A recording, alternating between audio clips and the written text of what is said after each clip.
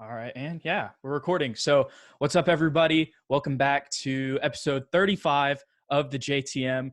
This is continuing the NFL prediction series with my boy, DeShaun Hartley, who is a big Broncos fan. I don't think we've ever really got to talk like NFL in depth with each other, especially about your Broncos. Yeah, we don't, it's mostly basketball talk. Yeah. You know how that goes. But I know a little bit of football. I studied that too. Basketball and football are the two main sports. So I try to stay in touch, especially with the Broncos. Yes, sir. Yes, sir. But before we get into that, we are going to talk some football because there is some big news with San Marcos High School. Obviously, I'm going to try to, like I mentioned on Twitter today and on yesterday's episode with Connor, I'm going to try to get everybody in. But while I have you here, Deshaun, just what are your initial thoughts on the San Marcos Rattlers signing the biggest free agent in Texas high school football? This right here is it's like a major addition for San Marcos because first you sign Coach Pinchbeck, obviously, who has his state titles, and Coach Knapp, who have their state titles at DeSoto and have a winning culture. And then now you bring in another coach who also has, state runs and titles and is a very well known coach and is coming from Denton Guyer, who he turned around after it was an initial school. Like he Yep. started Yep. that program and stuff. So for him to build that from the time up and the time being, him building that so quickly, it just is getting ready to show me what he can do in San Marcos. And that addition to the team is huge, especially with the coaching staff they have over there, Coach Strunk, and all of them that do such a good job. So I'm curious to see how this team is going to be this year with the new coach. I really wish they played Johnson. That would have been one of my favorite. Yeah, Like, that would have been a phenomenal game because there's yeah, not really any like love lost between them and Coach Soto. right. Obviously, I'm sure all the players still love him. My mom even works with one of her coworkers has a son who goes to San Marcos High School, and he was like super sad when he left. But hey, they got a great replacement, and I think this has been in the works for a lot longer because if you notice the Matt Step guy who Yep. released the article, that was written. That Yeah, was already yeah, yeah. written. The way Yeah. he released that, I think this has been in the works for a while. And Josh also did a good job on his article too. Oh, for real. Yeah, he got that out quickly and timely. Like that's pretty much what our field is all about. The first person to get it out with the most accurate news with it. And I think Josh did a good job of that too. Drew also was, on it as well with the San Marcos Daily Record. So and you guys with KTSW was all on it too, seeing the tweets. So it's good to see that everybody's working hard, getting the news out there, and just building a big family in San Marcos. Like the whole news media people, it's kind of weird because like we all kind of know each other. Yeah. We all, some of us go to Texas State, some of us are adults that just happen to know us from KTSW. So it's just really cool for all the sports media people to like each other and stuff like that. And on top of that, like we're all around the same age, right? Like even Drew, he's really young. Mhm. Kev's a little bit older than us, but still like graduated college in 2012. So Mhm. we're all kind of like the same generation. So that makes it even better. But yeah, man, shout out to the Rattlers and Miss Presley for bringing in people with rings. That's what I said on yesterday's episode. And I can't wait to talk to John Walsh. We'll definitely, the goal is to have him on a KTSW chat with all of us. And I can't wait to meet him and talk to him and start building that relationship. But anyways, thank you for giving your thoughts on that, Deshaun. Now let's get into your Broncos, bro. So how are you a Broncos fan? Tell me. Okay, so it's gonna be kind of weird because I'm really okay. So I'm a Peyton Manning fan. I got you. I Peyton got you. Manning was my guy, but I became a Broncos fan before Peyton Manning even got there. Like I was cheering for Peyton Manning, and he was on the Colts. But I would still just keep up with the Broncos every once in a while, and then Tim Tebow, who was my favorite college quarterback at the time. Like I love Tim Tebow. Like I just like everything he stood for off the field. Not really like not even his game, just like what he is off the field. He's a God-fearing man. The way he talks when he speaks, it sounds like something you want to listen to.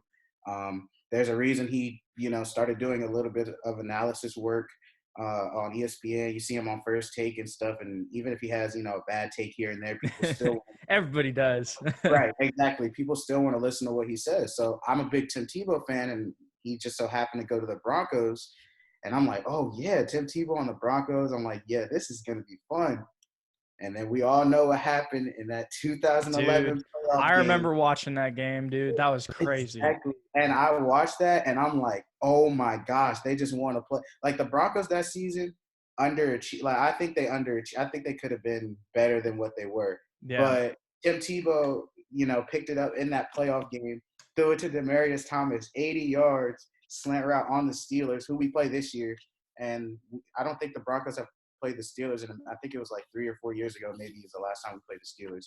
But it's always a fun matchup with them, and so for us to go in there and to win that game on that type of play, and that's one of the most memorable plays.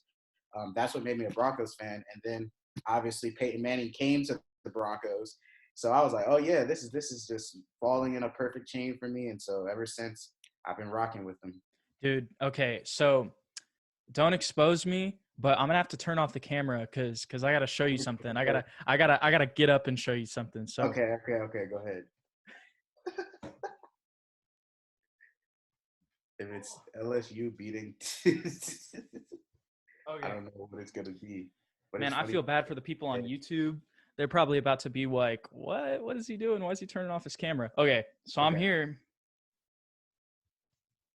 Yes, sir. There it is. See, I told you before we started. I had a Broncos onesie for all the people that are Nike and everything, dude. I'm gonna sell this in like, I don't know, like 40 years, and it's gonna be worth so much money. Exactly. And like I was saying, like Peyton Manning going to the Broncos, like that's just like a miracle. It's like a dream come true. Dude, I didn't think it would ever happen, especially, and he was getting neck surgeries and everything, and people were saying, he's done, but I remember still that. found a way. And then he broke every Yes, record exactly, and still at found like a way to 40 get a years Super old. Bowl. He started wearing a glove on his right hand, still did it. Right, and he went to two, and Seattle just got the best of us. I can't. Yeah, I can't. That Seattle team was ridiculous. Team, exactly, that Seattle team was unstoppable, and so Cam Chancellor, Bobby Wagner, super young, like Sherman in their prime, young, just like everybody. Marshawn Lynch, exactly. Robert Turbin. Yeah, Robert Turbin, just everybody locked up on the Broncos. Richard Sherman too. I forgot about that. Oh my gosh, Sherman, that was talking. That's like really, really talkative. Richard Sherman, mm-hmm. He's afraid to like let you know he'll lock you up, and he still does that. But yeah, that was young Richard Sherman. But well, anyways, man, heck yeah, dude. I've never had anything against the Broncos. I loved when they beat the Patriots. So I've kind of always rocked with them since then. I'm not a big Patriots fan, so. I have nothing against the Patriots. I don't like cheating, and they're known for doing that. So that's the one thing I have against the Patriots. But like, in terms of hating them or rooting against them for no reason, I have no reason to. I like watching greatness, like Patriots, Warriors. I could watch them play all day. Like when KD was on the Warriors, I could watch it all day. It's just good basketball. Same thing with the Patriots, good football. They're just like the Alabama of the NFL, so you know how that goes. They're going to be there. Well, we'll see what happens this year. That's another team. See, but the thing is, like, everybody loses. Well, I mean, not like you're saying, we still get to watch good football. But if you're like the majority of NFL fans and you don't like the Patriots, right? Right. And they have a bad season this year, then like if they have a really terrible season, then they get Trevor Lawrence. So, like, or Justin Fields. That's what I'm saying. The quarterbacks are kind of packed. This year's stacked. Yeah. And that kid from North Dakota State, Trey Lance. Yeah. Dude, he had 42 touchdowns last year, 0 interceptions. Yeah, that's wild.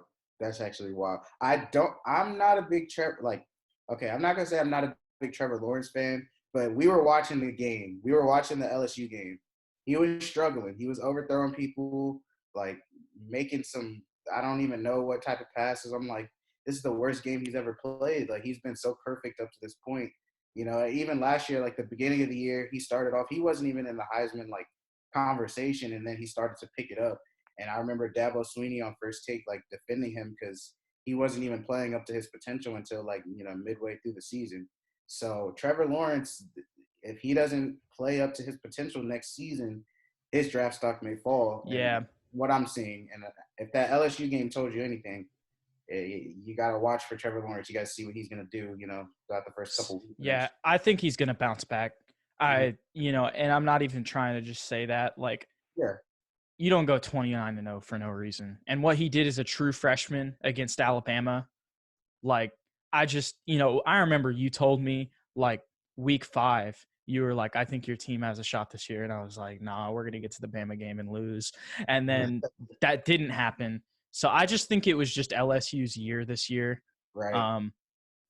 I think Clemson with Travis Etienne coming back, like, that's an NFL running back. Mm-hmm. And I think they're going to just tear everybody up next season. That's just my opinion. And I think that loss, because that's the first loss and really the worst game he's had. You said it. I said, yeah, I think it's the worst game he's played. So I think he's going to learn a lot from that, and I think he's going to it wouldn't say he's my like number one Heisman contender. I think Clemson's going to win the national championship next year. That's just my opinion. I think they're just about to do an imperial death march through all of college football next season. Can't be mad at it. I respect it. But here, I didn't interrupt you. No, I was gonna say, speaking of that Alabama, we got a receiver from Alabama. Oh yes, Jerry Jeudy. And hey, I gotta okay. So before we get into the schedule, what are your thoughts on Drew Lock and your draft this year? So like the state of the team, I guess. The state of the team is what's like a word for, I wouldn't say it's like questionable. It's like we're even killed. Like anything could happen throughout. Y'all have potential, but it's also like you're in that division and you're still young. Mm-hmm. It's like if you look on Madden, how it has like untapped potential, or it has like people that say like their potential could be an A+ or stuff. Yeah, but I feel like the potential of our team is like an A- around there, just because the Chiefs, we have to play them twice a year. But still, we have good young receivers. Cortland Sutton, a good young receivers coming off of his best season. He had over 1,000 yards. He's doing great. We pick up Jerry Jeudy, who they say is the best route runner in the draft. 100%, undoubtedly. 100%.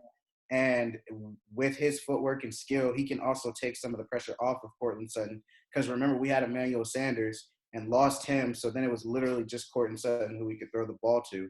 And now we picked up Melvin Gordon. We got Lloyd Cushenberry, the center from your school. And I think that's a great pickup because the Broncos. That's a really good pickup. A better offensive line. We need some strength up there.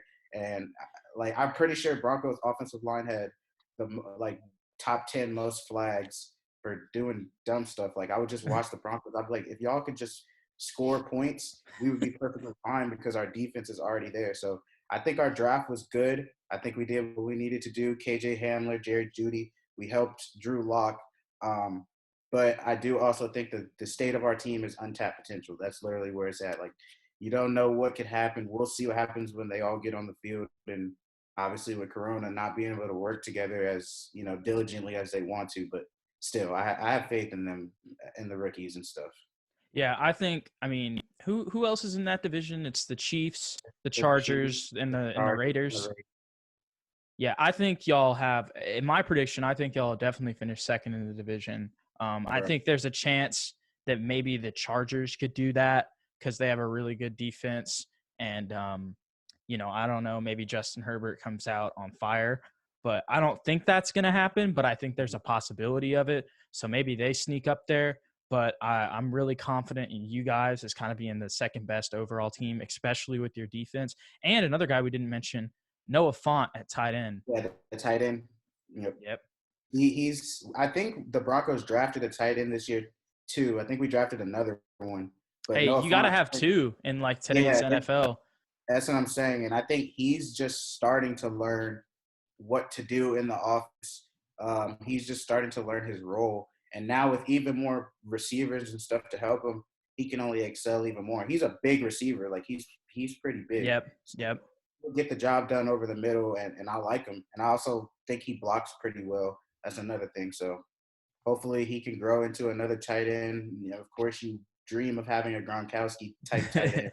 Yeah, But not everybody is Gronkowski. Maybe you can be Antonio Gates, and you that's never still know. pretty darn good. That's what I'm saying. Antonio Gates is a great tight end, and I mean not compared to Gronkowski, but still he's a great tight end. So Yeah. All right, I got two things for you before we get into the schedule. So, one, you mentioned Lloyd Cushenberry. What I can tell you about Lloyd Cushenberry is not only is he talented as a center and is he going to, do a great job of blocking, but on top of that, he's a great communicator and leader of an offensive line. I mean, I can't tell you how many times this year that he's pointing out linebackers in the SEC, and making adjustments, pre-snap adjustments that Burrow would get, or before even Burrow would communicate to him. So he's a very smart player, and he can lead your offensive line in communicating, what formations they're in to make adjustments. exactly, and we need that up front. And this is the thing that I want the Broncos to focus on is running the ball. We have two Pro Bowl Yep. type running backs back there, and I understand we have the weapons on the sides, and with KJ Hamler and Jerry Jeudy and Cortland Sutton and Noah Fant, you could go on and on. Like we have the weapons, but if you don't use them right, if we can't get the run game going first with Melvin Gordon, if we can't, I was talking to I think it was you and Connor, or the other day, I was like, we need to just feed Melvin Gordon every single possession until they stop it. And if we can't do that, then our receivers are going to have a tough time getting open, which is going to cause us some problems. And we only average 17 points a game, and that's not Yeah. going to win, especially with the Chiefs in our division. And on top of that, Philip Lindsay, he's a great receiving back, but he can also do some damage on the ground as well. But I said two things earlier, and I forgot to mention the other one. Just what are your, do you think that Drew Lock can be y'all's franchise QB? So I do believe he can be our franchise quarterback. Me I too. do believe it's going to take a little bit of time. Me It's too. not going to be like I understand he went 4-1. Congratulations, cool. But he only completed 64% of his passes. Drew Flacco completed 62, and obviously we saw what happened to him. So again, I do think he can. It's going to take some time. I think obviously with John Elway up there to help him, and the thing that I think is the team and the state of the team, we believe in Drew Lock. When you believe in someone, that makes them actually want to try to do their job 20 times better. If you don't believe in them, then they're going to be like, well, they don't believe in me. They're going to get rid of me, 20 times. This isn't a Aaron Rodgers, Jordan Love conversation where, we just drafted a quarterback and you already have a quarterback in there and you're like, oh, wait, we don't believe in him. Obviously, the Packers believe in Aaron Rodgers, but they have to get another quarterback to try to scare Aaron Rodgers to make him think differently, to play harder, correct? So that's how I feel the Broncos are, is with Drew Lock. We believe in him so much that he's going to believe in himself and he's going to want to play harder. And we're not going to have to take a quarterback for a little while. And we got a backup quarterback. I'm pretty sure we picked up Jeff Driscoll.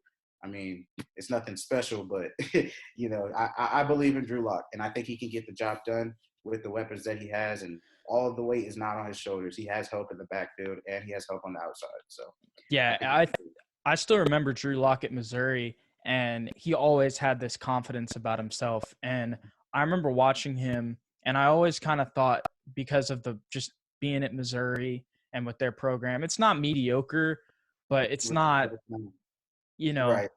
it's nothing crazy. And they're in the SEC, so you can only. I think they went 8-4 one year, which is pretty darn good when you're playing SEC teams.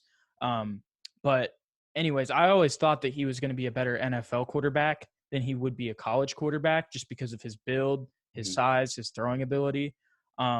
And he's a good field general, and he always has that supreme competence, which I think sometimes does cause him to make mistakes. But in the long run, I think that makes his ceiling higher. Because if you believe in yourself, it's like you're already upgrading your potential. You know what I'm saying? And I think go ahead. I was going to say he believes that he can reach those heights of being one of the best quarterbacks in the NFL, and because of that, he can get there. And there is no reason he can't be the second best quarterback in our division. At least if you're not going to be the best quarterback, in the NFL, if you're in your division and you can tear up the rest of the teams in our division, then that already gives you a step ahead. Now, when you look outside of our division, and I know we're getting into the schedule and it gets tougher, those are the games where you take some of those things and you learn and you see the quarterbacks that you're playing against, what they're doing, what's making them excel, and then you try to copy that or, get that into your game when you play in conference or in division. And so those things are going to be important when he's playing against Tom Brady's and Drew Breeses and things of that sort, to just use it as learning. And like I said, with John Elway up there, he can help you. And he hasn't been very good, quarterback since since Manning retired. So Yeah. we'll see what he does with Drew Lock, and I have confidence in him.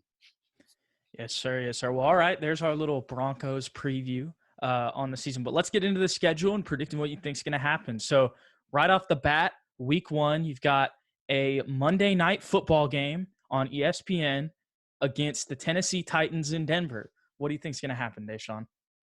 So we open up the season against the Titans. Obviously, we watched what happened last season with the Titans going on that miracle run in the playoffs. People not thinking they were going to go far, and they end up beating the Ravens and the Patriots.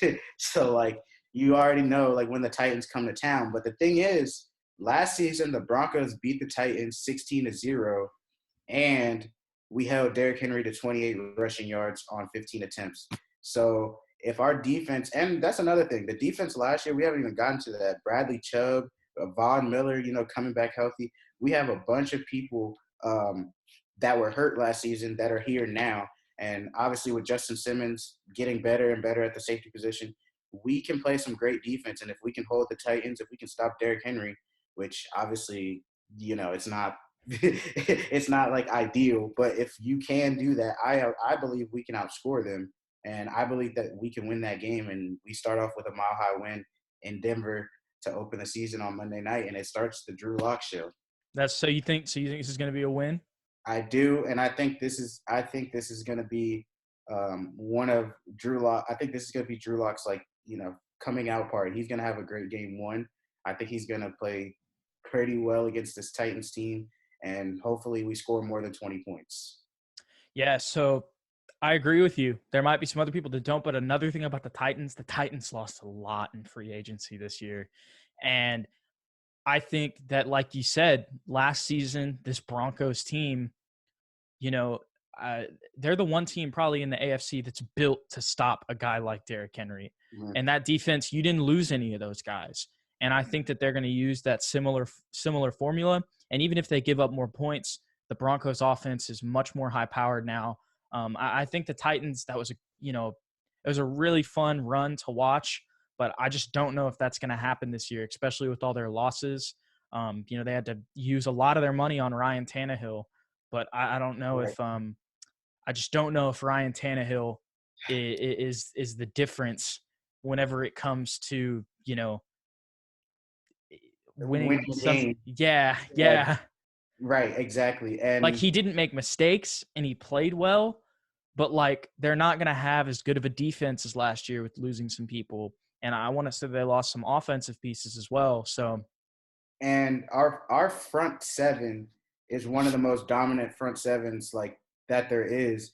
And obviously with the captains that we have, and great defensive players like DeMarcus Ware and Von Miller and people like that, our defense is stout. We can hold people to less points than what they usually score. And I feel like the Titans don't, they're not going to outscore you. They're not going to score 30 points on you. So if you can hold the Titans to, a touchdown, and we held them to 0 last year, so you never know what could happen this year. Yeah. If we just play good defense, we should be able to come out with a week 1 win. And because they're also losing some weapons on offense, they're going to be even more reliant on Derrick Henry. And they lost Dion Lewis too, who was kind of their second back. That would be that kind of receiving back for them. And now it's really just kind of Derrick Henry. So obviously he's still probably the best running back in the league. But at the same time, I agree with you. I think that your Broncos are going to be 1-0 after week 1.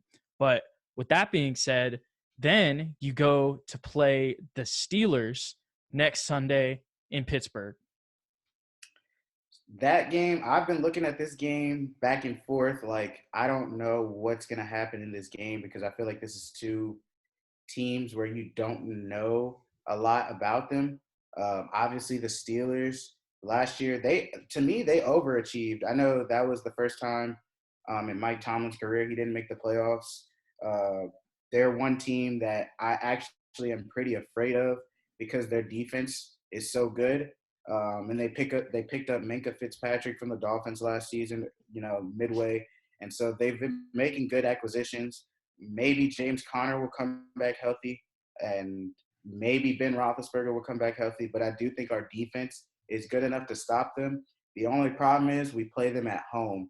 The Steelers, we play the Steelers, at their home place. So I think we're going to end up losing that game. And the only reason why is because I think we have to go into Pittsburgh, and that's Pittsburgh's first home game. I think they play the Giants first, and they're going to end up probably beating the Giants. They're going to come home. They're going to feel good, want to start the season 2-0. And I feel like they're going to get the edge on us. It would be like a 17-16 score, something like that. I don't think it'll be a blowout either way, but I do think the Steelers are going to get us on that one. I agree with you, and it's dude, every single I don't know, we may differ here. There's still a lot of the schedule left, but with Ryan for the Buccaneers and Connor with the Eagles, I've literally, except for the Super Bowl prediction, I've agreed with them on like every single point. And I agree with you here once again, literally for the sole reason that Pittsburgh's at home, and I think these teams are kind of on the same level. I think eventually the Broncos will end up having a better season than the Steelers this year, but I think at this point in the season, they'll get this one. Exactly. And I think Mike Tomlin's a great coach. I think he knows what to do. He's familiar with this Denver team. So I think he can, he can go in there and already have a game plan set. He can outcoach Vic Fangio. And I think the Broncos are still going to be learning how to play with each other at that point in time. I don't feel like the Steelers, again, are going to outscore us by a lot, but I do think the defenses are pretty evenly matched up. I think our defense is probably a little bit better. But in the end, I just think Ben Roethlisberger, he's a veteran. He knows what to do. He's going to be at home. It's going to be his first game at home since the injury. So I think I'm giving it to the Steelers and have us at 1-1. I could see late in the game Minka Fitzpatrick getting an interception to kind of close it out. Right. And Minka Fitzpatrick, he's very underrated. He's a very good pickup from the Dolphins. I think the Dolphins messed up by giving him up because they're another team who we play, but I think they're a scary team that you don't look on the schedule and be like, oh, yeah, that's an automatic W. So for the Dolphins to give him up to the Steelers, that it just made the Steelers defense even better. Yeah, for sure. I think they did end up getting their pick in the first round this year, and I forget exactly who they drafted, but they got something out of it, at least in some new young players. So I get what they're saying there. But still, Minka Fitzpatrick's really young, and you want to have him as a great safety as well. But anyways, on the JTM, so far through 2 weeks, the Broncos are 1-1. And then you go back home, but that's about the only thing nice about that game because you got to go play the Tampa Bay Buccaneers next Sunday. Yes. Oh, man, the Buccaneers, I'm going to say we're going to lose this game. Being humble, obviously you give your team a chance to win every single game, but in reality, I think Tom Brady is on a vengeance tour. I think this is his season to try to prove something, and I don't think he let the Broncos spoil that parade. I do think the defense, like I said, our defense comes in and plays pretty much every single week, especially at home. They're going to be hyped up to play this team. But I don't think there's going to be an upset this early in the season. I think we're going to have to wait later in the season, and maybe some upsets will be in there. Excuse my hair, people. You're good, brother. Okay. It's okay. I'm lucky. I just got out the shower, so mine's looking decent. But before it was not. Let me tell you. After, so I can have some type of fluff, but quarantine hair. But I agree with you here. I think this game will be closer than some people will think when you look at the schedule. But that Buccaneers defense is pretty good too. And I think that's what will be the difference. And that Tampa Bay offense is so explosive. The weapons they have is ridiculous. They have two of the best receivers in the game in Chris Godwin and Mike Evans. And then on top of that, they have not one, not two, it's just three. Three tight ends that are starting caliber tight ends in Gronk, OJ Howard, and Cameron Brate. Mm-hmm. And it's going to be tough to stop that offense. I don't know how you can stop that. I think our I think our defense does a great job. Obviously, Kareem Jackson on the outside over there. Like I said, Justin Simmons back there. He's a safety. Looking at his stats, he got an interception he got more interceptions every single year for the past 3 years. I'm pretty sure it went like 3, 4, 5, or 2, 3, 4, something like that. And he's gotten an intercept. His interceptions have gone up, so he's progressively getting better. And I'm hoping he can do that. And hopefully, our defensive front line, if we can dominate their offensive line, then we have a chance to win that game because Tom Brady's not, mobile.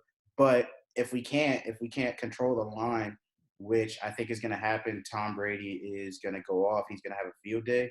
And I think that the Buccaneers are going to beat us. I think that might be one of the worst losses we have in the season. It's early in the year. It's Tom Brady. You just played Ben Roethlisberger. You'll be tired from playing the Steelers at home. And you got to come back and play at home, and you play Tom Brady.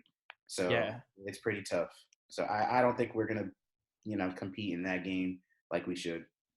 I gotcha. Well, I agree with you, man. They're 1-2 through the first 3 weeks of the season on the JTM, but those 2 losses are, when you consider the circumstances, they're not horrible losses by any Right, means. right. So, but with that being said, then you have a short week. You go play a Thursday night game in prime time against the New York Jets. Mm-hmm. Probably will have the color rush jerseys on. What do you think's going to happen there? I think we're going to beat the Jets. I agree. Even though we do have a short week, we just prepared for the Buccaneers. We understand what that game is. That's like a trap game. And now we go on and we play the Jets, in which I think we can dominate the Jets. Like I said, the Jets' offensive line, I think we can dominate that. And if we shut Le'Veon Bell down, then I'm pretty sure that game is over from the beginning. I think that's where the Broncos are going to start to see their potential. This is around the time where I think the Broncos are going to start to believe our offense can do something because our defense is going to lead us there. And so I think we can beat the Jets. And I don't think Sam Darnold is a bad quarterback, but I've seen him have some performances where if he gets pressured on him, obviously last year, the Patriots game where he said he was seeing ghosts, and obviously he was sick a couple games and out. But I think this year, I think the Broncos are going to get the best of the Jets so we can go back up to 500. Yeah, I agree with you. I think this might be a little bit closer than people expect. I could see this like a 10-point win just because the Jets are at home. And I could see Jamal Adams making some plays, maybe causing some turnovers. But at the end of the day, I think the Broncos defense is overall better than the Jets, and their offense is better than the Jets. So I think that's really all you need to say there. And I think that's why I said I feel like this is going to be the week that shows us our potential, that shows the offense, how good they can actually be when you see them play. And then the Jets aren't going to outscore us. I know that for a fact. Didn't they lose Robbie Anderson? I think so. I think so. I think Robbie Anderson's gone also. That's like one of their biggest deep threats. That's their best got, receiver. Yeah. Yeah, they have Crowder. He's okay. So I just think that this right here is a game for the Broncos to take home with some ease. I agree with you. I'm not going to say it's going to be easy, but I think this should be one of the games where we can score a lot of points and we can also shut them out and, go on with us. So I know you had a short week this week, but now you got a lot of time to rest and recover, about 10 days off before the next game against the New England Patriots, which is also on the road. But this is not the Tom Brady New England Patriots. This is the Jarrett Stidham New England Patriots. So what do you think is going to happen in Foxborough? This really all depends on what's going on in the Patriots organization. I don't think they're done. I honestly don't believe Jarrett Stidham is who they're going forward with. I think they can pick up a quarterback. Like Cam Newton is still out there. I don't know if maybe it's just a long shot. I don't know if Belichick doesn't like quarterbacks like that, or even like I just don't believe Jarrett Stidham is going to be the quarterback for the Patriots. And if it is, maybe this season, then right. Yeah. And if it is this season, it's not going to be next year. Yeah, exactly. So if the Broncos can go into, this stadium where obviously there's history and Peyton Manning and Tom Brady, and we had to beat them to, go on ahead to win Super Bowls and stuff. So if we can go in there and beat them in Foxborough, it would be huge. This is one of the teams where their defense also is just like ours. I feel like they're obviously last year top 5 defense, probably one of the best defenses, which helped them get to the playoffs. And I feel like our defense is evenly matched. But this is one of the points where I think that our offense could be better if we can run the ball against them. And so I'm going to say the Broncos win, and they're going to win like 20-17. It's not going to be pretty, but we're going to go in that stadium and we're going to beat the Patriots. And I think it's going to be a good thing, and we're going to finally win 2 in a row, first 2 in a row in the season. And we got our confidence now. On the road too. So that brings them to 3-2 by week 5 on the JTM. I agree with you, DeShaun. I think that Jarrett Stidham is going to be the quarterback this year, and I think that they're going to draft a new quarterback next year. That's my personal opinion on the Patriots. If they do go out and get somebody like Cam Newton, then I don't know. That could be a different story. But from what I've read, it seems like they believe in Jarrett Stidham. Do they really believe in Jarrett Stidham, or do they just believe in him this season, ensuring that they get Trevor Lawrence or Justin Fields? And even if they believe in him, that doesn't change the fact he doesn't have anybody to throw to. Or really any experience. Like, yeah, he works behind Brady, but he didn't really play any games other than the preseason. And I kind of feel like if you kind of look at it, the Broncos have more weapons on the offensive side. I think Melvin Gordon and Phillip Lindsay right there is way better than what the Patriots have. And their receiving core. Right, and the receiving core, if you put Edelman against Cortland Sutton and Jerry Jeudy and them. And even Noah Fant. Right. I don't know if Edelman by himself with Jarrett Stidham is going to stack up to be, an elite receiver and running slant routes and stuff. So I do think that we can actually go and win this game on the road. And like I said, the last week is where we got our confidence. This week is where we're going to show, we can beat a tough team. It's not going to be easy. Obviously, it's still getting coached by Bill Belichick. He's still going to game plan like he's trying to win, unless they're trying to lose, which, like we talked about. But I think the Broncos can win this game. I 100% agree with you. So, like we said, through 5 weeks on the JTM, the Denver Broncos are 3-2. And now they go back home for 2 games. The first game, it's not going to be easy, but it's definitely going to be better than the week after this. And that's against the Miami Dolphins. Obviously, the Miami Dolphins, a growing team. Last year, they were the laughingstock of the NFL. Still won 5 games, though. Didn't have the worst record. That's what I'm saying. I remember the first couple of weeks, Stephen A. was saying this might be the worst team in NFL history, but they still won 5 games. They still got it done. At the end of the season, they didn't have the worst record. That's what I'm saying. They were in games. Did they beat the Patriots? Or they were in the game with the Patriots? They beat somebody that they weren't supposed to beat. Somebody they weren't supposed to beat. And so this is one of those games that you don't know what could happen. And it depends on who's starting. Tua could be starting, could be healthy. Ryan Fitzpatrick could be starting and be healthy. And you don't know. But again, I do think that the Broncos defense is too much for Ryan Fitzpatrick. I think it's too much for Tua. And I think that the Broncos are going to go ahead and win this game. I agree with you, man. Like we said, I think that the Broncos are just better on both sides of the ball when it comes to this one. I think that at this point in the season, it's still going to be Ryan Fitzpatrick. Mm-hmm. But Ryan Fitzpatrick will go out and win you some games, whether you like it or not. At 38 years old, bro, he's crazy. So, but I don't think he can. I don't think he can do that against the Broncos defense. Not the front 7. I agree with you. So, I think this will be a fun game to watch, though. I think this will be a game that'll be underrated on CBS, where you can turn this on and the Broncos will probably win. But I think that the Dolphins will keep it competitive, and Ryan Fitzpatrick will do some stuff that'll make you go, why does that dude who looks like a plumber just make a 70-yard touchdown pass? I think we'll do I think we're going to do a good job against the Dolphins. Hopefully, I mean, I'd rather see Fitzpatrick than Tua. But if that is, if I do see Tua, I still think we can win. Yeah. I don't think that they'll play. I think it's going to be later in the season. And if I'm the Dolphins, I am not putting Tua 6 weeks into the season out there against Von Miller and all them. Exactly. I am not doing that. After so much time off, definitely no. Yeah, exactly. But with that being said, through 6 weeks, the Denver Broncos, after some early season struggles, are 4-2. But now they got to go play or they don't have to go play them. They get to stay home, but then the Chiefs come to town. Yeah. So doing some background information, the Broncos haven't beaten the Chiefs since 2015. The first game we beat them the first game of the division, I'm pretty sure. And I think the tradition continues. I think Patrick Mahomes is just he's too good. I'm sorry. Like there's nothing else to say. But the good thing is we've already seen the Buccaneers. So we've seen an offense that has so many weapons like the Chiefs. And that's the good thing. I don't think this game will be a blowout. I think we're going to play some good defense. They'll probably win by a touchdown or two because Patrick Mahomes is just that special. And if it's a close game through the second half and it comes down to it, then Patrick Mahomes can do something.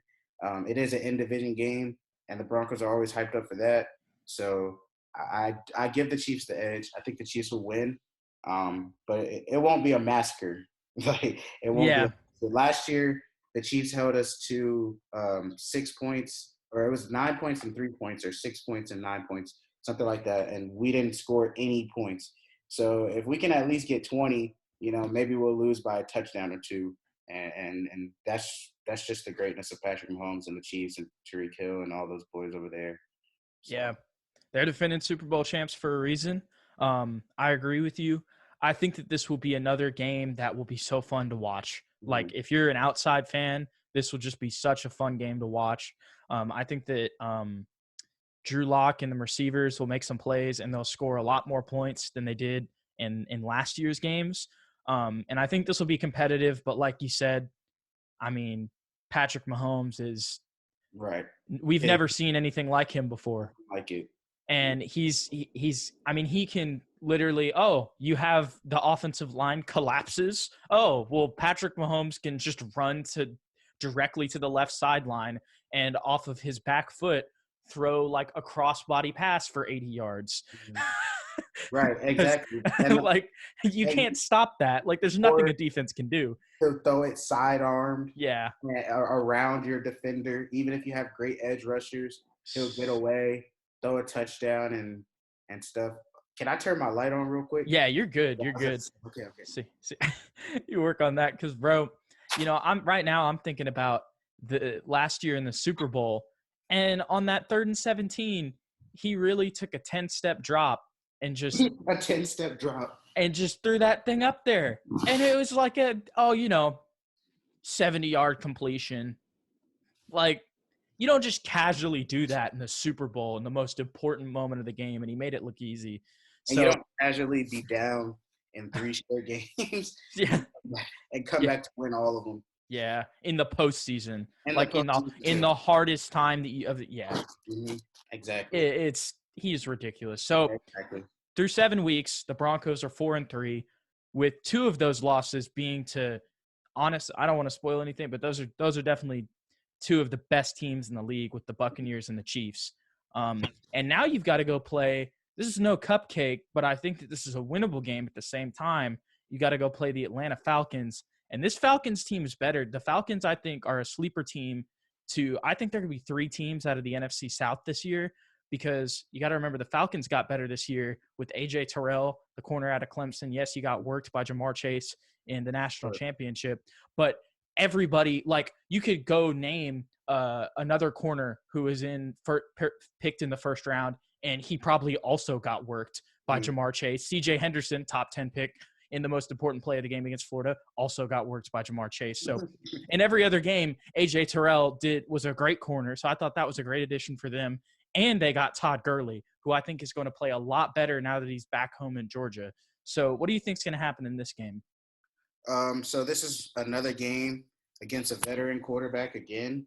Not only a veteran quarterback, but a veteran quarterback with a veteran receiver and a veteran running back. With Todd Gurley back there, anything could happen. I think if we can slow him down, I think he's been injured. I think he's not as durable. I think that's been the problem with the Falcons running backs as of late. Devontae Freeman gets hurt every single season. I know for a fact because I picked him up on fantasy. I don't even know if he's on their team anymore. I don't think he is. Yeah. But that's what I'm saying. Their running backs, as of recent, have always gotten hurt. And so now you just pick up another injured running back or another kind of injured running back. But I think he's still a very scary threat. I think he's very scary. Also, you have Julio Jones. I don't think the Broncos have a cornerback who can stay with Julio Jones. And even if we try to double team him, then we're just leaving Calvin Ridley over there who Yeah. he eats in touchdowns because Julio Jones is doubled. And Yeah. I think Matt Ryan, since their Super Bowl run, they've been terrible. And I think he wants to start trying to get back to that kind of, Super Bowl atmosphere. Todd Gurley coming back home. I'm going to give the edge to the Falcons in this one. Really? I'm going to give the edge to the Falcons.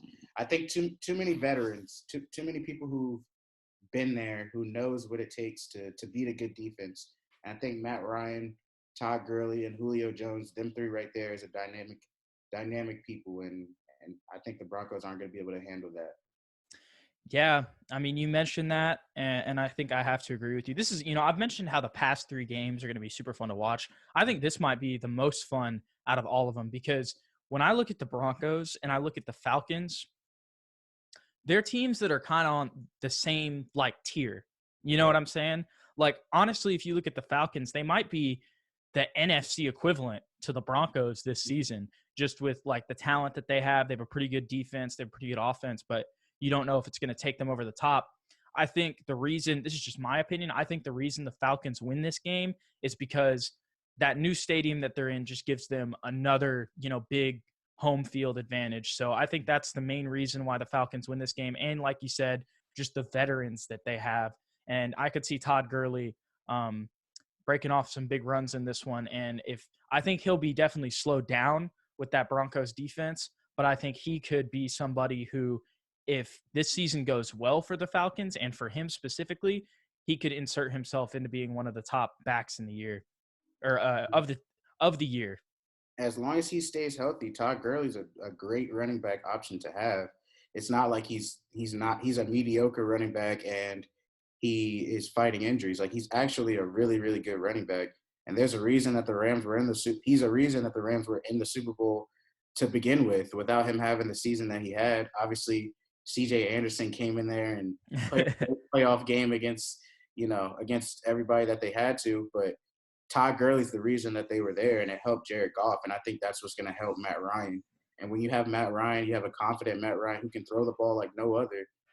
I think that him and Todd Gurley are too much, especially with Calvin Ridley and Julio Jones. I think they're too much for the Broncos that week.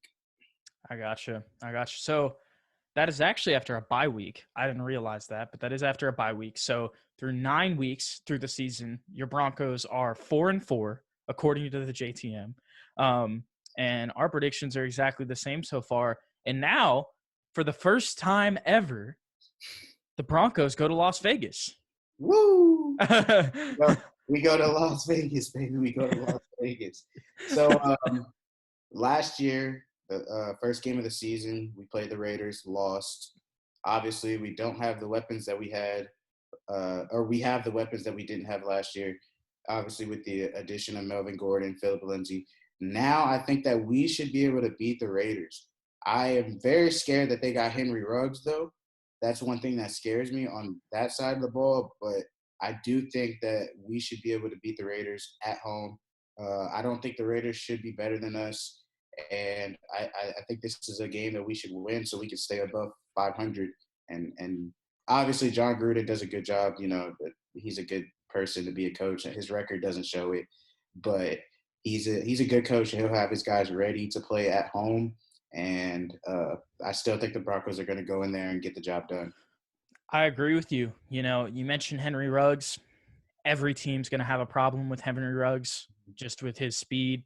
And I've been a guy. I've watched him for the past 2 years.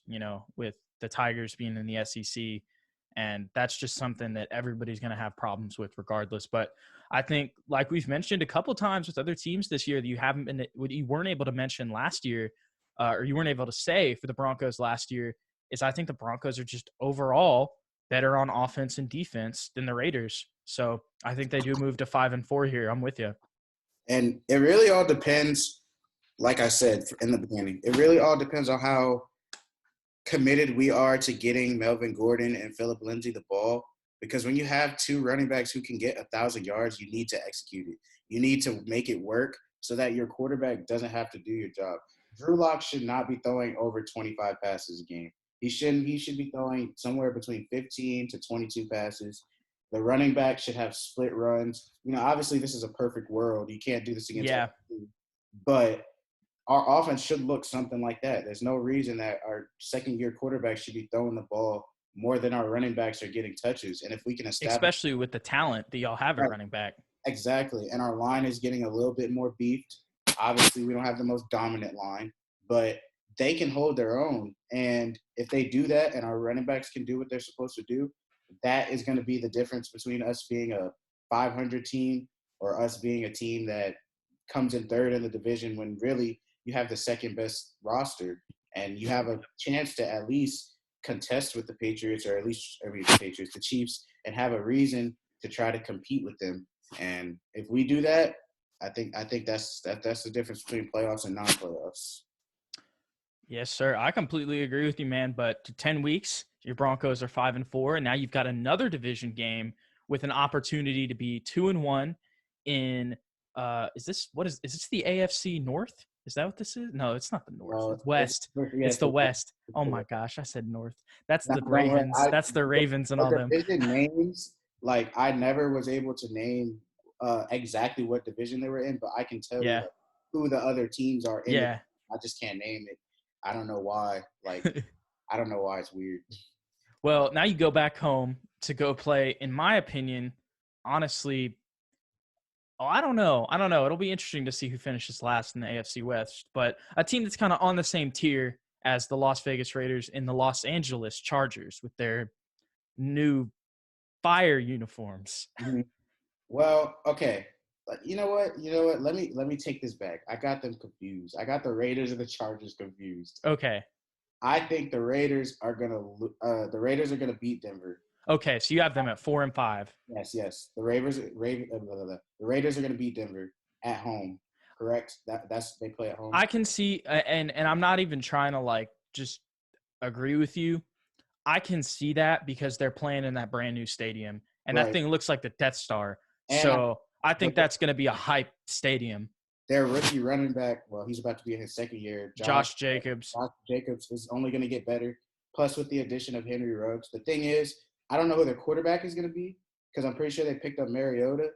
And I think it's going to be Derek Carr still. Yeah, Derek Carr, but Derek Carr can have some bad games. Yeah. Over some stretches, and Mariota could take over at any point. That's why they signed him.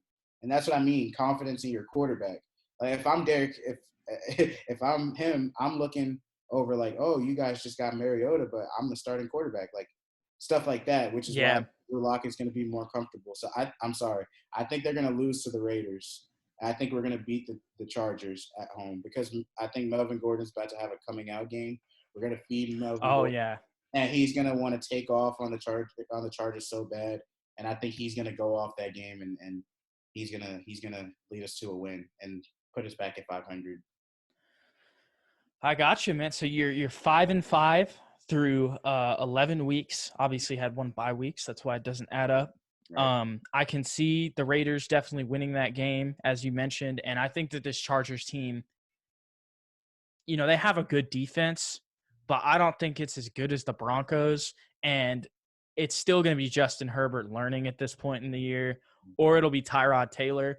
But even at that point, I just think that the Broncos offense is better. So once again, you haven't been able to say this a lot this season, but I think that the Chargers just have a better, or not the Chargers, but the Broncos have a better overall team, offense and defense, than the Chargers. And I think that's the same with the Raiders, but because they're at home in that last game, I think that, and they have some more weapons, I think they'll get the dub. But that puts y'all at 5-5, and then you come play you don't come play. You stay at home. I've done this twice now, but you stay at home in Denver, and the Saints come to town. What do you think about that game? Okay, so obviously the Saints have had bad luck in the playoffs. I'm sorry that they've been having bad luck. And I picked them to win the Super Bowl last year, and they're actually my pick probably to win it this year, depending on how things fall. So I do think that they're going to come in and beat us. As you can see, there's a trend. The Broncos have been losing to all the veteran quarterbacks so far. We lost to Ben Roethlisberger, Tom Brady, and now lose to Drew Brees. Obviously, Matt Ryan, too. So, and this is what I mean. Like the Broncos, even though our defense is really, really good, when you play against a veteran quarterback who's seen all this stuff and who has some type of help, like most of the teams that I said we were going to lose to, it's very, very tough. And so it's not like we're playing against young quarterbacks, and the only young quarterback really that we had to really face is Patrick Mahomes, and obviously he's already up there. Like you could already say he's a veteran. Like Yeah. He's only 24, but right. he's It seems like he's been in the league forever. So this is another game where I don't think we're going to win. I think we're going to lose. I think Drew Brees has too many weapons around him, and Emmanuel Sanders is also coming back too. Yep. So I think that's a game we're going to lose. Yeah, I think that Emmanuel Sanders signing was huge for the Saints. Just in getting Michael Thomas, somebody else. And even when they were doubling Michael Thomas, he still broke the single season TD record. So, and like, now that you get him some help. The funny thing was I was watching the game where he broke the record. They actually called a flag. I remember that, yeah. They called a flag. They pulled him back. Then they went back out there. And he scored a touchdown again and broke it right there. And I'm like, they did that for no reason. Yeah, I got the Saints beating the Broncos pretty bad. I think this is another pretty bad loss. And I think that this isn't anything on the Broncos. It's just the Saints are one of the top teams in the league. And they also got Malcolm Jenkins back at safety. Right. So their defense is going to be better too. And in the secondary, I think that's going to be something that is really important in this game, where maybe last year they may have not had that premier strong safety. And now that dude's going to be covering some of your, you new young rookie receivers, like say a slot guy and KJ Hamler. So I think being 5-6 at this point in the season is definitely reasonable. And then unfortunately, you got to go to Kansas City the week after. Yeah. Again, we haven't beaten them since 2015. I don't think anything's going to change this year. I think the Chiefs are just too good. I'm sorry. It has nothing to do with the Broncos' talent. It has nothing to do with what the Broncos' defense could do. It has nothing to do with that. I just solely think that the Chiefs are one of those teams where the Broncos are catching, heat in their division. Like they're starting to get good in the division again, but at the same time, Patrick Mahomes is there. So it's something that they're going to have to deal with and try to have to find a way to get over that hump. And I don't think that this season is the season. I don't think we have enough on offense. And I think if y'all got a different NFC division to play this year, I think y'all's record would be better. Because unfortunately, this year, y'all got the NFC South draw, which is the most stacked division in the entire NFL. Exactly. And that's why our schedule is one of those schedules where, like, if you did not play those three teams, if we fill those in with some questionable teams, like, let's say we play the Bengals or even some of the games towards the bottom, like we play the Bills later in the schedule, and stuff like that. Even those type of teams, I like playing those type of teams because I can see an equal level playing field. Yeah, the Bills and the Broncos and stuff like that. Like that, those are equal games where I could see it could go any way. But we have to see Patrick Mahomes 2 times a year, every single year. This year will be. Y'all really had to see Brady, Breeze, Matt Ryan, Mahomes, bro. Yeah, that's tough. That's what I'm saying. The Broncos' schedule is it like, even though they're kind of spread out, it's very, very tough. Like they play tough quarterbacks every single week, pretty much. Yeah. It's okay, but I still have faith. Even though we don't have a good record right now as we predict, I still have faith in the team. I agree with you because I'm looking at these last 4 games, and we'll get into them, but they're looking pretty good for me. So then, after going through the death row of the Saints and the Chiefs in back-to-back weeks, you go play the Panthers, which is a tough team, but a team that's in a brand new era with Matt Rule and kind of rebuilding. Yes, you're going to have to deal with Christian McCaffrey, who is like, McCaffrey's ridiculous. And I think with Joe Brady being their offensive coordinator, I think down the road in like 4 or something years, and even this year, he's going to come up with some concepts for Christian. I mean, him with Christian McCaffrey, because there's another running back wearing number 22 that he used to perfection last year, and that was Clyde Edwards-Helaire, who we didn't even mention about the Chiefs. They got better with adding him. That was ridiculous. That was a great and him receiving is one of the big things that is one of his most underrated skills. And he was the best receiving back in this draft, which is why I think the Chiefs drafted him in the first round over J.K. Dobbins, Jonathan Taylor. I'm forgetting another name that was a great running back as well. DeAndre Swift. Mm-hmm. But while, yes, Joe Brady is definitely going to be drooling over having Christian McCaffrey, and he'll probably make some plays in about every game this year, I think that your Broncos are just, once again, overall better. And after those 2 losses, I think they're definitely going to be hungry for victory. I think they'll move to 6-7 in week 14. So the Panthers are one of those teams, again, the good thing about the Broncos schedule is we see teams that look like these teams. So the Titans kind of look like how the Panthers are going to look. You got McCaffrey instead of Derrick Henry. You got a quarterback who, you believe in, but he could have some shaky moments. Yeah. And I think the Broncos defense, again, picks up the slack for us. I think this is a game we can win if we can stop McCaffrey, same way we had to stop Derrick Henry. I think this is one of the games that we can win. Another low-scoring game. I don't think it's going to be 30 to 26 or something like that. I do think we can outscore them 21-17 maybe, and McCaffrey score a touchdown or 2, but that's about it. I think the rest we can shut down, and I think we can get some pressure up there. I do think that we can beat the Panthers. And on top of that, I think that Luke Kuechly retiring is going to open up the inside for Melvin Gordon and Phillip Lindsay. That's a great point. That's a point. I even think that's a great point. But they are going to also have Derek Brown, who is a monster on the defensive line, who I just thought about.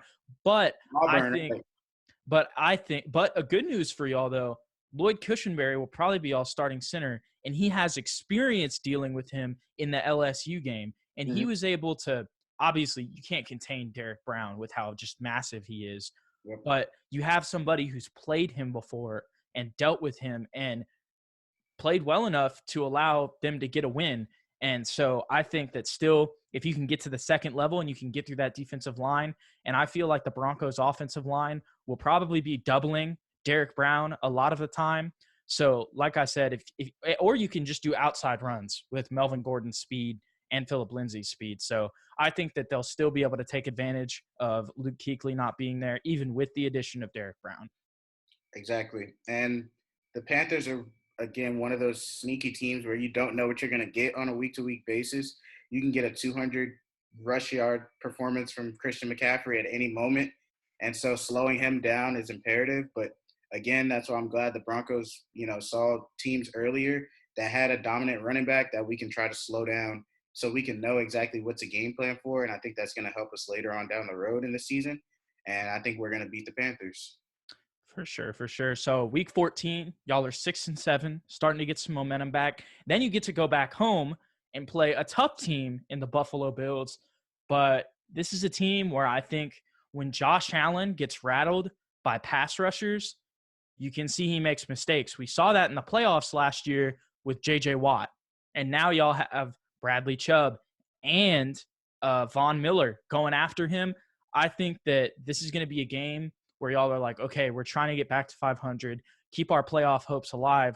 Or maybe the Bills, they are already running the AFC East at this point. So I think this game will be more important. Like a loss for the Broncos in this game will mean more than a loss for the Bills at this point in the season. You know what I'm saying? Because I think the Bills will, with their division, they'll be able to kind of just win that division, even if they go 10-6, just with the way that things are looking. So I think this will be a game where you guys move to 7-7, move back up to 500. What do you think? So the Bills are a good team. They're, again, like I said, Broncos and Bills. I feel like it's an even matchup. The one thing that does scare me is the Bills picked up Stephon Diggs. That right there is kind of scary in its own. Josh Allen, I'm not going to say he didn't have anyone to throw to last season, but he didn't have a Stephon Diggs. So I feel like with that as a deep threat, he's going to put some pressure on us. And if he shows up to play, and obviously it's going to be a cold game. It's Buffalo and Denver. It's just going to be one of those games that you have to deal with all that type of – do you know the exact date on the game? It is December 19th/20th. Exactly. So it's going to be one of those cold, games that you have to deal with. And I think Josh Allen I think Buffalo is going to be built for that, and I'm going to give Buffalo the edge on this game. Really? Yeah, I do. I love the Broncos to death. Yeah. I think they're good, but one thing that I've learned about is not depending on a lot of rookies and second-year players. Unfortunately, like the talent's there, obviously. Like Jerry Judy, obviously, you know the talent's going to be there. You obviously know Drew Lock and KJ Hamler and Noah Fant are all going to be there doing what they're supposed to do, but they're young. They haven't seen all the schemes. They haven't seen all the teams that they're supposed to be playing this season. They haven't seen those defenses yet. And the Bills last year surprised everybody. Remember the Bills beating the Cowboys on Thanksgiving? Everybody, you know, the Bills are one of those teams where you don't want to, you know, take them lightly. And I think that the Broncos aren't ready to beat the Bills yet. So I feel like I'm changing my pick, and I'm not doing this to agree with you, but I totally forgot that the Bills picked up Stephon Diggs. Yeah, that's And that's a I huge. don't think that the I don't know if the Broncos really have a corner. I think this will be a close game, but I totally forgot about Stephon Diggs. And like you said, with them being in Buffalo, like they deal with the cold too. So yeah, I think that's going to be a loss as well. The Broncos did pick up AJ Boyd from the Jaguars, so he's a corner that can do it. We also got. But then they lose Chris Harris Jr. too. We did, and I didn't like that. But then again, Chris Harris he's starting to slow down. He is. He's not the Chris Harris of prime, you know, cornerback coverage. Chris Harris. Not to say he's a bad player, but you can tell he's starting to slow down. I'm pretty sure he only had he didn't have that many interceptions. He didn't have more than Justin in the back and as a safety, and I don't think he had more. But we have Kareem Jackson also, who's, you know, he's all right. He can cover, and I still don't think the Broncos are ready for the Bills though. I think the Bills. Yeah. I think the Bills are just more built for those type of circumstances in the cold and doing all that. Even though Denver's in the cold also, but they have playoff experience as well. Exactly, and even though they lost, they still went to OT. Right, and they're trying to get they're trying to win the division exactly. Also, so I think they're gonna lose. Unfortunately, the Broncos are gonna lose. Well, then you end the season with 2 division games. I think we're gonna pack these 2 together. What do you think's gonna happen in Week 16 and Week 17? First against the Chargers, and then against the Raiders. So by this point in the season, this is where you can tell like if a team's fighting for a playoff spot. With the playoff expansion, you know, seven teams get in now, right? Yes. 7 teams. And so the Broncos have to come in second place in order to even have a shot. And I don't think that 9-7 is going to do it. And I don't think 8-8 is going to do it either. But I also think the Chargers aren't going to make the playoffs because I think we're going to beat them. And I think we're going to beat the Raiders. I agree. Both of those teams to end out the season to try to finish in second place. We're going to get the job done. I think the Raiders will be more of a threat than the Chargers will be. But I do think that we get to play the Raiders at home. Exactly. And I think that's the reason they lost last time. That's why I flopped my pick the last time. I got it confused because I think we're going to beat the Chargers twice. I think we'll split with the Raiders, and we'll beat the Raiders at home. So I think we'll finish 9-7. That actually puts y'all at 8-8. 8-8, yeah, 8-8. I'm sorry. Yeah. 8-8. So with that being said, you're in second place in the division, and you lost 2 games, but you won the majority of them, or you lost 3 games, excuse me, to the Chiefs and then one to the Raiders. Do you think that that's enough to get that final playoff spot? I don't. I think the AFC is just too much. I think the team is too young. Obviously, with the Ravens stepping up, you don't know what the Browns are going to do this season. I think the Browns are going to be a lot better. Me and Connor were talking about that. Yeah. And I think that it could come down to that ultimately, depending on how good the Browns are. They're not beating. I don't think they're going to be better than the Ravens. So they'll also. No, they won't be. They'll also be in second place. So depending on what goes on, you know, in that division, obviously you got the Bills who are going to win their division, and you got too many good teams. The Chiefs are in there, the Ravens, Browns. Like it's just too many good teams. I think the AFC champion Cincinnati Bengals. Relax. Joe Burrow first season. Joe Burrow and Super Bowl. I Just think they're going to be better than what people predict. I think no, it's a yeah. solid three. Obviously with Joe Mixon. He's got some weapons. He doesn't have an offensive line. I tell you that much. Don't have a line. They're not gonna be good, but they're. I think I don't know. We'll see. I think people are giving me confidence about him because, to be honest, with just that 1 year, that does kind of scare me a little bit. Obviously, I love him to death, but I think that Joe Burrow is either going to be really good and he's going to just kind of build. Obviously, he's going to have struggles because it's the NFL, or I think he's just going to be awful. Right. I don't think he's going to be in between. Like, I think he's going to be good. I think he's going to be good. Like, I think he's going to be a great quarterback. I think it's going to take him some time. Obviously, it's not going to be the first season. I don't think anybody has a really. I mean, Peyton Manning had a terrible first rookie year, and look how he turned out. So I just think Joe Burrow is going to learn as time goes on. They're going to get some more weapons around him, and he'll be able to play better. But I do think he has A.J. Green. He has Joe Mixon. I think Joe Mixon, he's been running like a workhorse every single year, like 20 rushes per game, like because they can't throw the ball. And now I think he can throw to A.J. Green if he wants to stay there for another year. And they've got Tyler Boyd too, and John Ross. And John Ross. Exactly. And Auden Tate. Auden Tate's another weapon they have. It's not like he doesn't have weapons. It's just they're not ready to take that next step into the winning atmosphere. I think the same. He doesn't have an offensive line either, and you got to have time to throw. Like, he's athletic, but he's not that athletic. Exactly. Same thing with the Broncos. They have the talent. I feel like they're there, but it's just a young team, and we don't have a superstar. Like, we don't have a Patrick Mahomes surrounded by a bunch of young players. We don't have a running back who can carry us like Derrick Henry or Christian McCaffrey. So we have to play as a team. The whole team is going to have to buy in. And unless the defense can carry us like 2015, I don't see us making the playoffs this year. Maybe next year. Maybe we'll learn how to play together. But I think we'll be 800. We'll be 500. Last year we were 7-9, so that's a 1-game increase, which is good to me. I feel like you got better, and I just think the AFC is a little bit too packed for them to make the playoffs, and that's just being honest. Even though I'm a Broncos fan, I really hope they win 9 games, but 8 would be a joy. I could see y'all beating the Raiders twice. That's the one thing like where I feel like y'all could win that game.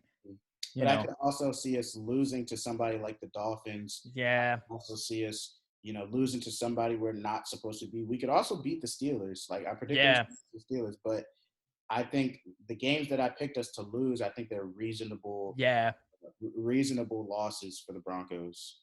I agree. Well, that wraps up the schedule. I have one more question before you go. I know I'm trying to get you off here because it's kind of late. I'm not good. I'm not in any rush anymore. Okay, cool. Okay, good. I felt kind of bad about that. So we wrap up the Denver Broncos season predictions, finishing 8-8, continuing to build. And I think really next year, once you get another draft in, you'll have a pretty decent pick this year. Continue to get better, maybe some free agent signings as well. I think, like, I agree with you. I think this is a building year. Really take that next step next year. But final question, I've been asking everybody this. Who's your Super Bowl prediction? Oh, man. This right here is tough because I picked the Saints, and every time I pick the Saints, they let me down. The Broncos are not. No, I was going to say every time you pick the Saints, the Vikings beat them. That's I can't pick them. So I'm gonna go with. You know what? I'm gonna do it, bro. I'm gonna do it. I'm going Saints, Chiefs. Really? I picked the same thing last year, but I'm picking the same thing again. I think this is Drew Brees' final, going out party. My favorite quarterback won a Super Bowl when he retired. Ray Lewis won a Super Bowl, then he retired. I think this is Drew Brees' time. You have all the weapons. Your defense is getting better. You got Emmanuel Sanders and Michael Thomas and Alvin Kamara. There's no excuse for you. And Latavius Murray. Exactly. There's no excuse for you to at least be in the NFC Championship game. And if you can make it there, then that's when things get shaky. If you play against Tom Brady, which we'll see what happens if they make it, then I can understand you losing. But if you don't at least make it to the NFC Championship with that team, then you let your fans down. You let a lot of people down because that Saints team is really, really good for them to not reach their full potential and at least get to the Super Bowl or NFC Championship. Yeah, So, I agree with you. Sorry, I didn't mean to interrupt you. nah, you're good. Saints Chiefs. That's my pick. Yeah.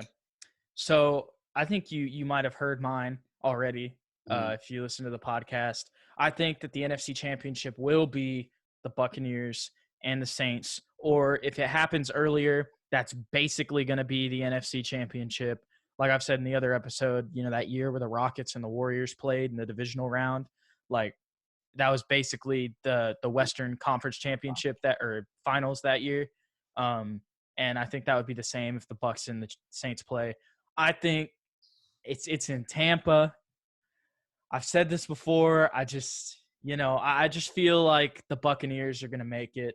But I agree with you. I think the Chiefs will be there. I just think that I don't know. I just think that with everything being in Tampa, and Tom Brady could have gone to a lot of other teams, but he went to the team with a really solid roster that also happens to be hosting the Super Bowl this year. The storylines, obviously Breeze versus Mahomes would be great storylines too. But if you think it's someone who's considered the GOAT, and then somebody like Patrick Mahomes, who objectively, if he continues to do what he does, could one day take that name. Mm-hmm. I think I think there's going to be a little bit, I don't know. We've seen some scandals in the NFL before. With this being said, I'm not trying to say that I think that the Buccaneers are just going to get to the Super Bowl just because they're super freaking talented also. But I think that you might see some calls go their way throughout the season just because imagine the money that the NFL would make off that game, especially in ticket sales for all the Tampa Bay Buccaneers fans. Oh, our team is playing in the Super Bowl and the Super Bowl's here. Right.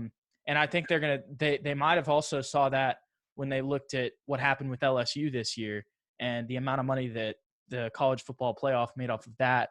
But with that being said, I also think that the Buccaneers will just end up winning, which will suck as a Saints fan. But in the end, I think that Patrick Mahomes it'll kind of be the passing the torch game where he beats Brady when Brady's got everything. And Patrick Mahomes is just like, it doesn't matter what you put up against me. I'm literally the face of the NFL. I think you're absolutely right. I think, like I said, the reason I brought up people retiring and then winning rings or winning a ring. That's a great point. Like I could see what you're saying happening as well. I think Drew Brees is tired of the slander. He doesn't get a lot of respect that he gets. You see top 5 quarterback lists all the time. And his game is not really brought up when it's like, a bunch of all-time quarterbacks. And he has some great, win. He has a win in the Super Bowl, which is a great win. But he also has some really, really bad failures in the Super Bowl. But I can't get mad at Drew Brees for losing to the Vikings when they throw a miracle touchdown. He's not out there playing defense. But I can't get mad at him for the pass interference. They got the ball back, and he had to go down and score. He didn't score. He didn't get it done. I'm pretty sure he fumbled. Taysom, and Taysom Hill was basically the only reason they were in that game last year. Exactly. And so, for me, I think Drew Brees is tired of the slander. I think he's tired of all that. I think this year he's going to come in. He's going to get straight to work. He has everything he needs. He has more receivers, Kamara, a better defense. I think this is his season to go out there, win a Super Bowl. I think the Chiefs would win if they played the Saints. But I do think the Saints should at least make it to the Super Bowl. And if the Saints can get there, who's to say that they can't win? Yeah. And they do have probably the second most high-powered offense in schemes as well in comparison to the Chiefs. And maybe if the Chiefs go down like they did last year, I don't know if they'd be able to come back if the Saints are up like that, because the Saints will probably keep scoring. They just have their offense is much more diverse, and they have obviously San Francisco has a lot of weapons, but I don't think there's a big difference between Jimmy Garoppolo and Drew Brees with a bunch of weapons. Exactly. And that's the scary part. And if you give Drew Brees all these weapons, I really don't see a reason for him not, unless he gets hurt again. That's another thing. Unless he's not as durable, the age is catching up to him, then maybe, I don't see him having a shot, at leading that team. But as it stands with everyone healthy, there's no reason he shouldn't be in the NFC Championship at all. Because there's only a couple teams who can really try to compete with them. And in the AFC, I still think it's the Chiefs, race to lose. If they lose, then I think we'll get Chiefs Ravens this year, which will be super fun. Mm-hmm. But it's just Patrick Mahomes. I think eventually down the line in their careers, Lamar Jackson is going to get one on Patrick Mahomes. But for the most part, I think Mahomes is just he's just he's Mahomes. He's generational. We're never going to see anything like him again, and he's insane. He is insane. It's Patrick Mahomes. So my pick to win it would be the Chiefs. I think the Chiefs would beat the Saints in the Super Bowl. But I do think if the Saints get there, it's going to be a great game. It's going to be like one of those games you just are never going to forget because there's so many weapons out there. And even if it was the Buccaneers, it's the same thing. But I still think I stand on my Drew Brees thing. I think this is his year to finally get over the hump and be tired of people talking about his playoff failures and stuff. And I also think Sean Payton would outcoach Andy Reid. That's another thing. That's why the Saints won the Super Bowl against the Colts when Peyton that onside kick to start the half. To start a half onside kick. That's one of the most ballsy moves I've ever seen. And that's and don't get me wrong, Andy Reid's a good coach, but we've seen him fail multiple times in the NFC Championship. 4 years with Donovan McNabb just failing, and once he gets Patrick Mahomes, he made it. So I think Patrick Mahomes he's that key, and I think the Chiefs will win. Another thing in that game, like I don't want to take this away from anything that Patrick Mahomes did last year, but he did throw 2 interceptions. Once again, I don't think if you're playing a Saints offense, I think that's a much higher chance that may not fly. But at the same time, Mahomes is still Mahomes, and that's why I have the Bucs in, but that's why I have the Chiefs winning. And I could see the Chiefs winning even if they played the Saints. I think that would be both would be interesting games, but I think the Saints Chiefs Super Bowl would be a little bit more fun. Obviously, Tom Brady versus Mahomes would be super fun too, but I think there's just a little bit, just the way that the Saints run their offense. You know what I'm saying? Like Bruce Arians has a great scheme, but the Saints are like super spread out, kind of like just seeing the spread versus spread, I think would be super fun. But one thing is, this is the first time I've had somebody agree with me, at least who's going to win the Super Bowl on the Chiefs so far. And another thing that I'm mentioning, I'd be so happy. You know who I'd specifically be so happy for? One, Tyrann Mathieu, but another 5'8" LSU stud. That'd be Clyde Edwards-Helaire winning back-to-back. And I would be so happy for him. And if the Saints do lose to anybody, I hope it's the Chiefs because they do have a lot of LSU players. And I can't wait to watch Clyde in that offense. And the problem is the Chiefs is in my division, so I have to deal with them every single year. And sorry. It's just going to have to keep going on and on until we finally can surpass them one year and maybe beat them in a divisional round or something like that. But as it goes right now, Patrick Mahomes, as long as he's alive and in the NFL and playing healthy, I don't see the Broncos beating them. Yeah. That's unfortunate. I think y'all will eventually get a regular season game at home once Drew Lock gets better. But in the long run, I see where you're coming from. Right. I think y'all end the streak eventually in the coming years. Hopefully, it's been a long drought of losing Chiefs, but you had to deal with him and Alex Smith. Exactly, and Alex Smith wasn't a slouch either. He was a good. No, dude. So I don't know, Broncos Nation. I don't know. We had to do it. All righty. Well, DeShaun, thank you so much for coming on, talking a little San Marcos High School football at the beginning, getting into how you became a Broncos fan, and then now talking about Super Bowl predictions and Broncos season predictions where we both have them going 8-8 on the same record. I changed mine up a little bit this time, but I really did see what you were saying. And I could see them. I think the safe side is to go 1-1 against the Raiders because the Raiders are a little bit better than the Chargers. And the Bills, I totally forgot about Stephon Diggs on that one. So anyways, thank you so much for coming on, DeShaun. Do you have any last thoughts before you leave? No last thoughts. Can't wait to see you guys after all this is over. Yes, sir. Yes, sir. Hopefully I'll have you on soon with a very special guest. But anyways. Keep it a secret. For sure. All right. I'll catch you later, man. Thank you so much for coming on. Thank you.